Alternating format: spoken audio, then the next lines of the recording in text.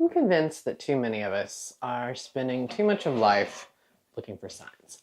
Looking for signs that we should be doing this or that or the other and waiting for, I don't know, the perfect timing.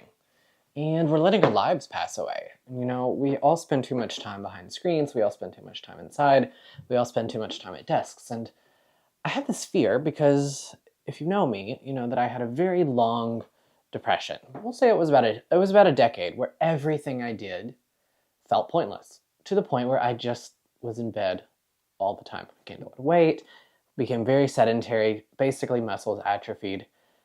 And the best I could do was go through some sort of motions. Had really bad relationships, had really bad, just everything that could be bad felt bad. And I kept saying, eventually it'll get better. It has to get better. Like this will happen or that'll happen. And I was always looking for signs. And I never realized everything was happening exactly how it should. And I'm not the person who's going to sit here and pontificate on Oprah says this or that, or Mel Robbins says let it go, or whatever she says, let them, I'm sorry. Or does anybody remember Brene Brown? Like, we haven't talked about her in a very hot minute. It's like ever since Oprah's 2020 vision went, that we've kind of all forgotten about her. Anyways, I somehow in the last couple of years got back to living. And I've noticed in the last few weeks, life feels good. Now, I'm not going to say I'm not endlessly lonely here in Kentucky, because I am. But I wake up in the morning and I feel like, oh yeah, I want to do that. And after spending a decade of really just wanting to not be alive, wanting to lay on the bathroom floor listening to Shoop Shoop, not even the Whitney version, but the Robin Thicke version, on repeat until things got better. You know what? Things did get better. And what if we're all too busy looking for signs to realize life is right here, right now, and it is the most of what we make it. And you don't need anybody to tell you that you are enough. You might just need somebody to tell you it does get better. And if you put the energy into it, if you put the right energy into it, I think we're all so good at getting in silos and mental silos of where we just allow ourselves to get into the abyss. But what if we say one step could lead to the next?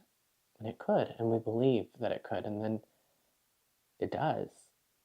But if we're there looking at metrics the entire way, God forbid looking at views or follower counts or judging someone's merit or value in life based on how many followers they have, we're never going to get to that sweet spot because we're always going to be chasing it. Instead, what if we got a couple of rocking chairs and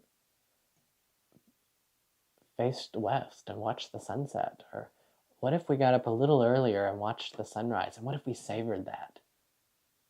And what if we knew we're right where we're supposed to be? It might not be the best place to be, but it's right where we're supposed to be, because life does get better when you appreciate it. And the really terrible circumstances oftentimes lead us to right where we're supposed to be. And so those terrible circumstances are in a way right where we're supposed to be in the first place. And so what if the altar call here is not eternal salvation?